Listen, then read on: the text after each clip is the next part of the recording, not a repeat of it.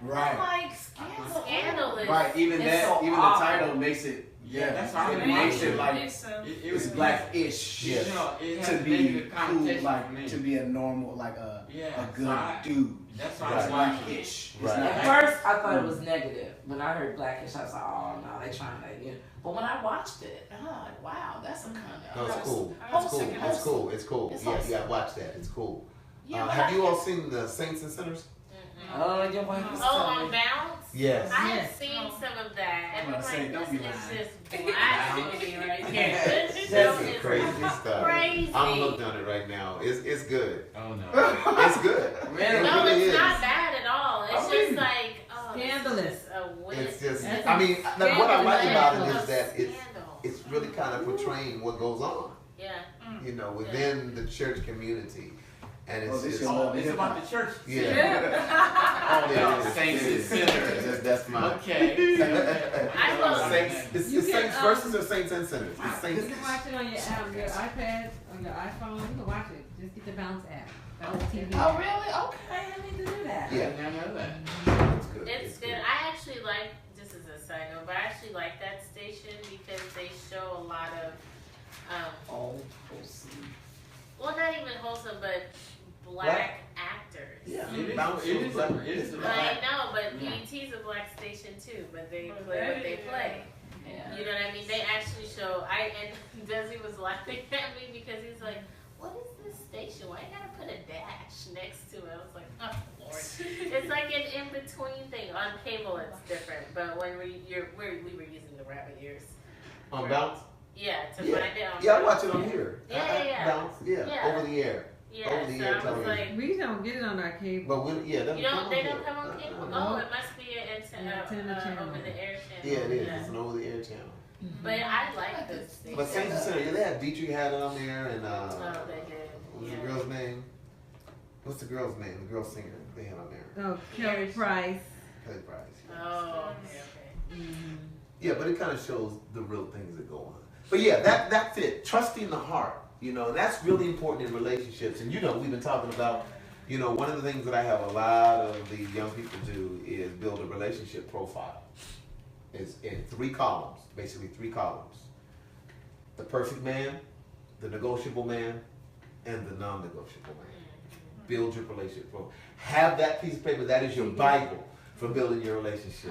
Okay, if God were to cut him out of a rock, this is what he would have. This is what he would be. Okay, I know that's kind of utopic, so here's what I will accept. Okay, and here is what I'm not accepting at all, under no terms. Absolutely, do not deviate from it. Now, which fool was this one? And you all can do that. You can do that. You can do that. You can do your relationship profile. Perfect man, negotiable man, non-negotiable. 3 columns. This is what I want in the perfect man. This is what I want in the perfect man. Okay, this is what I'll accept. And this is what I will not accept. Guess that's why I'm single. So you just so every person you meet, I put the paper up next to him. Say there it is now. Every Saint G says something like that. Like, must be why I'm single. Wow, really? I say that all the time. Wow. Okay, number 9, the adulterous fool. We're almost there. Psalms. We're switching to Psalms now. No, 6. No, we're Proverbs 6:32. Okay, let's see what we got. Proverbs 6:32. That's the adulterous fool. 6. Is it 6:32? Yeah. Another one of Oh, them Jesus, fools. help us. But the man who commits adultery is an utter fool, for he destroys himself. Okay, let me read my translation. But a man who commits adultery is a fool. He brings about his own destruction. Wow. Whoever commits Some adultery more with a pronouns, woman. man. That's all you did. I'm putting you on the spot. You said I'm old school? Okay. Brought this man up. We find a newer version. Come up and You upgraded me. I'm gonna find a new version. a newer A version. newer version. And whoever commits commits adultery with a woman lacks understanding. Those who commit adultery with a woman lacketh understanding. What did they not understand? And notice it says with a woman. It doesn't say with a woman with a man. It says whoever commits adultery with a woman. Last year. So we know they're talking in the male gender sense. Correct. Yes. Yes. TGBDF. Lacks understanding. But that's interesting. Why? TGBDF. Why do they lack understanding? What are they lacking in their understanding? How to treat them. Well, and the importance of clearly what they have or had and what they're doing, in a sense. Because, you know, we've all seen, or I don't know if we've witnessed situations, but we've seen movies where the guy commits adultery, but he doesn't quite understand what effect it takes until it all starts falling apart. And then he's like, dang, I really messed Mess, the yeah. whole thing up. Yeah. Well, that's true. That is so true. When we do premarital counseling, sometimes the brother, the man, he'll sit there like, wow. When we do certain sessions, he'll be like, wow, wow, this is serious responsibility. Because what we talk about is where the blame is going to lie for the destruction of the family. Wow. It's going to start right there at the priesthood. Doesn't matter what else is going on. If your children go wayward, if your wife commits adultery, the first thing God is going to say to you is, why is your wife committing adultery? He's going to say, I'll deal with her. But I want to make sure that the reason that she's not going that way is because of your lack. Yes. And the reason a lot of pressure. that's why I tell you. That's what I'm telling you. You don't just jump up in marriage. The Bible says that he has set thee a watchman. He sets the man as a watchman. In the military, the term is called point man. The point man is where, Todd? He's out front. Exactly. He's always out front. So anything that's coming damaging to the family, he's out front, away from the family, protecting it, taking the brunt of it before it gets there. And so God is going to hold him responsible. That's why he's called the husband, which comes from the word house band, which is the word rubber band. He goes and he holds everything together. Wow. When you take the man out of the home, Yeah. it does the greatest damage to the It family. does. When you pull him out, it does the greatest damage to the boy, to the girl, and to the wife. Yes. And that's why it was used during certain times. Remember, there was a time during the civil rights movement where the men could not get jobs. So in order for the families to survive, they had to get assistance. But they couldn't get assistance unless the man left the home. So if the man leaves the home, what happens to the family? It crumbles. It begins to crumble. So it's systematic by Satan. Wow. So we don't pull back. I don't pull back anything when helping young husbands understand and know the responsibility and weight that God places on your shoulder as the priest of your home. One of our friends, our couple friends have been married since they were 18, and we had asked her, like, wow, you know, you guys have been married since you were 18, they're what, 25 now? I don't know, He's about to be 27. 27, okay. She's like 26. Wow, they've been married for a long time then. Anyway, we asked her, like, you know, what's something that you've learned in your marriage, and she was like, what I learned was that it's the family and marriage is really centered around the man. And she was like, I feel if a lot of men realize their power in that setting, it would be a lot more successful families. I remember her saying that, and I was like, oh, okay. You know, at the time I was like, oh, okay. Yes. You know, Yes. and now we've Yeah. been talking about this Yeah, for a while. I mean, sin came in this world by way of Adam, Right. not by way of Eve. That's true. By way of Adam.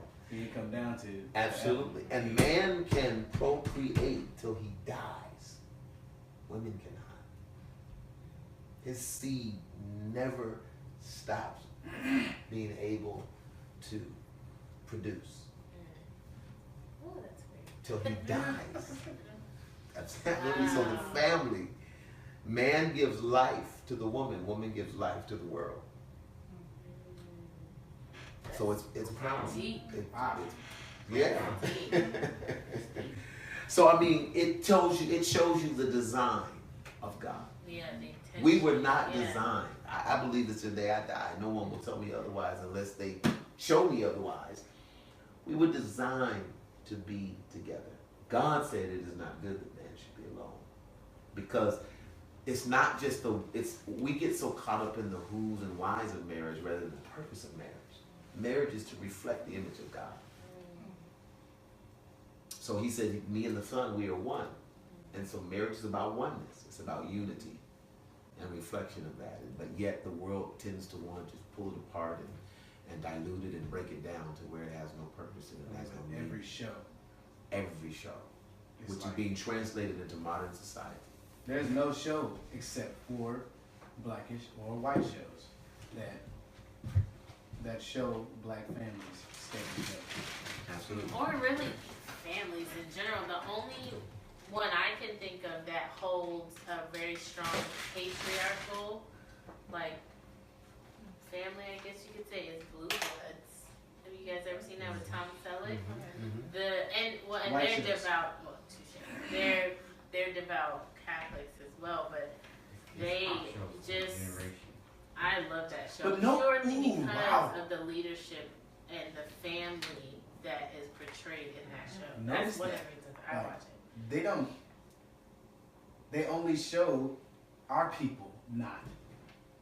Our men not holding up their end of the bargain. They never show other races not holding Or up their end rarely, of the bargain. Right. rarely, I'll say. You know, and there was something I saw on Facebook that said usually the reason why black people are so far behind financially is because most of the wealth in the world comes from families mostly, like it comes through inheritance and stuff like that. Yeah. But 400 years ago, while white people were building their inheritance, we were slaves, and we were counted less than human, less than 60 years ago. Women didn't have the right to vote. We've been set back like systematically over the years, and now they're continuing to they're continuing their hopes to tear the black families apart. I remember a deep statement that that you said. I took one of my aunt's cousins to Niagara Falls. Never ever left Georgia. And when she looked at Niagara Falls and turned to me and said, "Todd, was this Niagara Falls made on the backs of slaves?" Blew me away. Totally blew me away. Yeah. There's a lot that was made on those backs, brothers. Number 10, the atheistic fool. Psalms 14:1. Gonna jump to Psalms, one book over.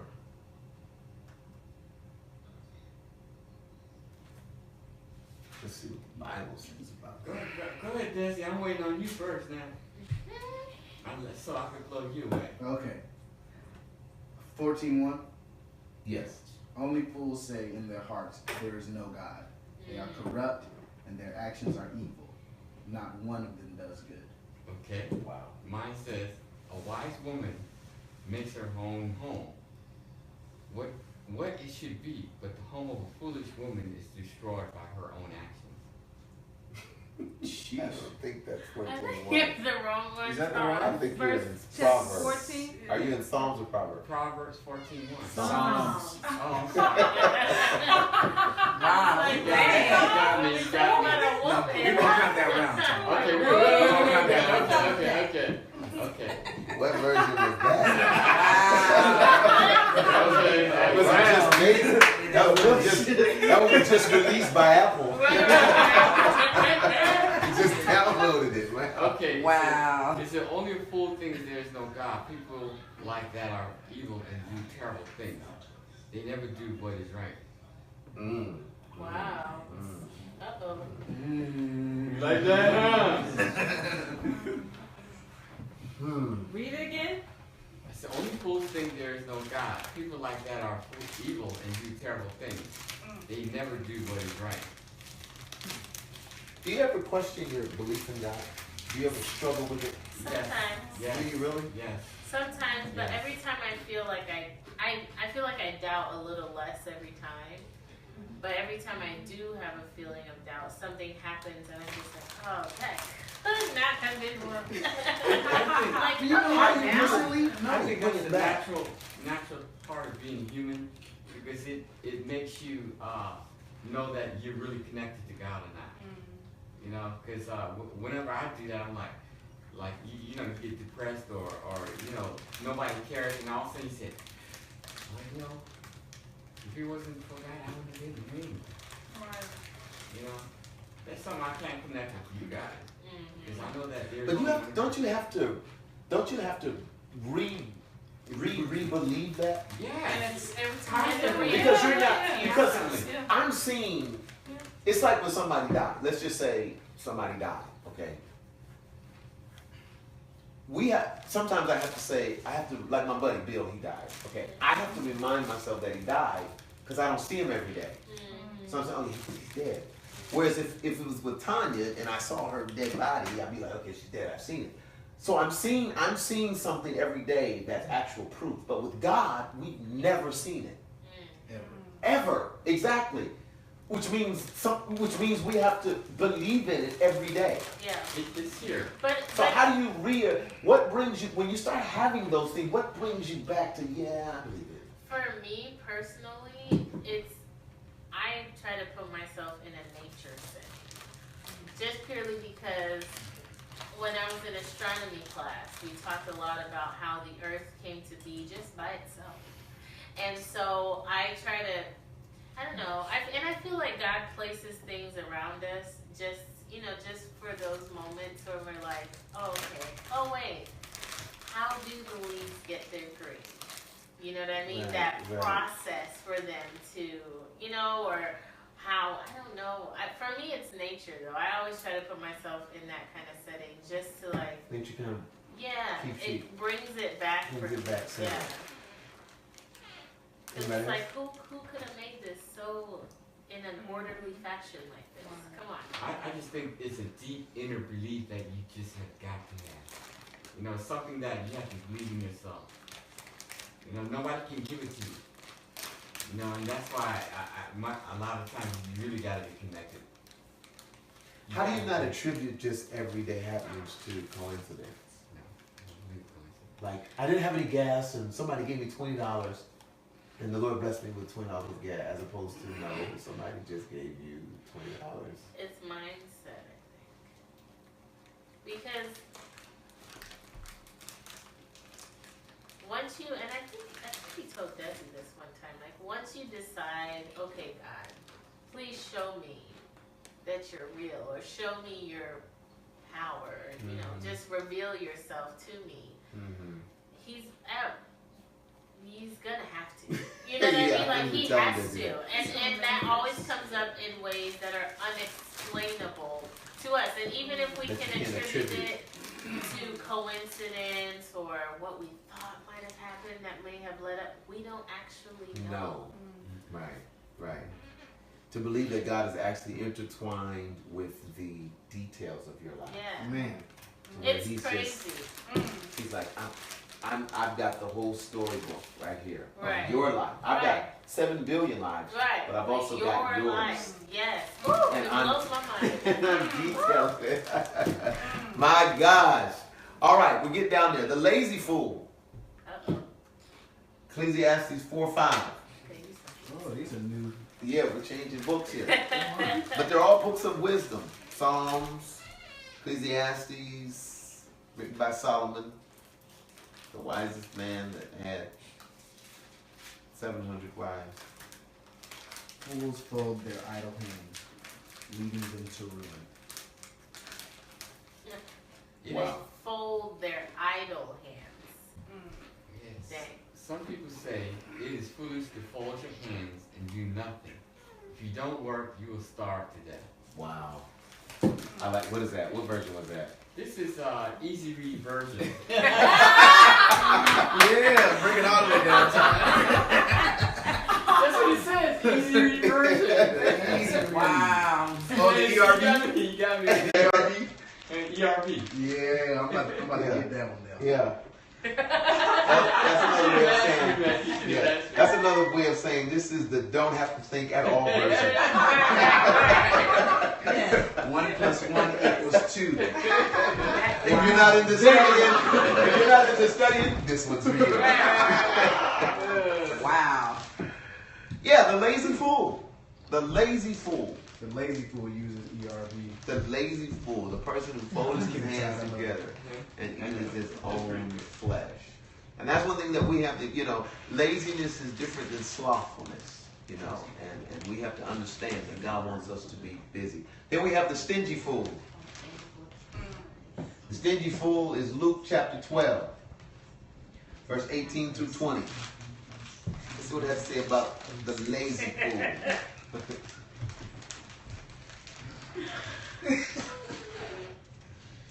I liked, on the last one, I liked Desi who said idle hands. Like you're really not doing anything. Yeah. And then you choose to Fold it.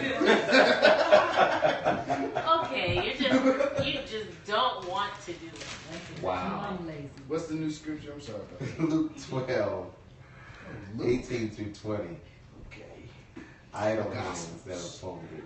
And this is what I think it is. I actually encounter a lot of people who are this way. What, the stingy fool? Oh yeah. Okay, let's see what the stingy fool said.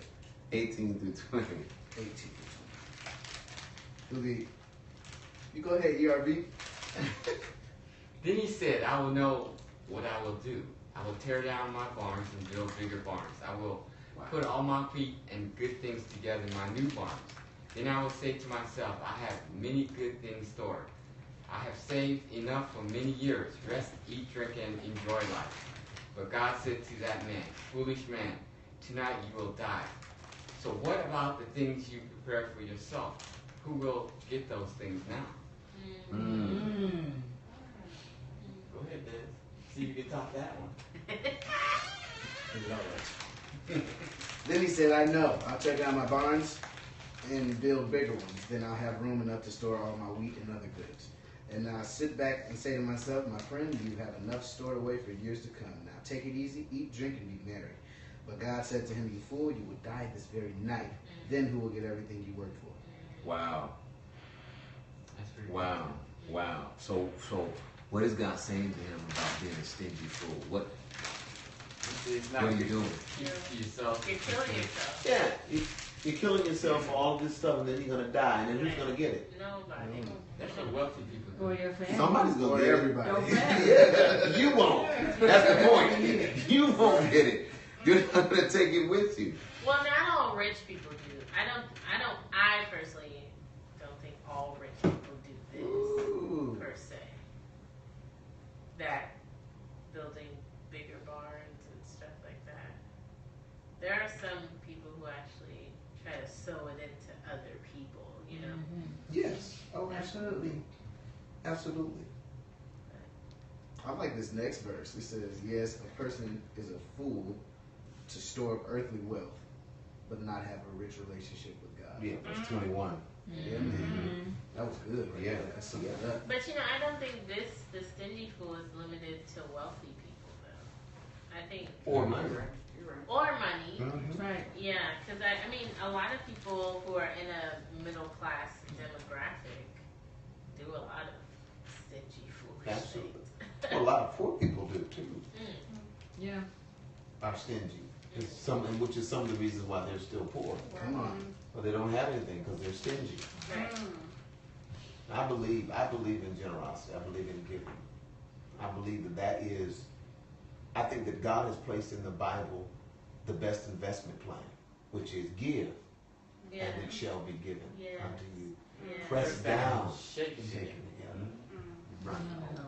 Right. That's a plan that beats Wall Street any day. Because God is promising you that what you give shall return unto you. But pressed down, that means Packed in there. right. That means more on your investment. Right. That's an investment plan. I'm telling you, it's powerful. All right, and the last fool. Thou fool, this night thou shalt be required of thee. The last fool is the person who rejects God and chooses to be lost.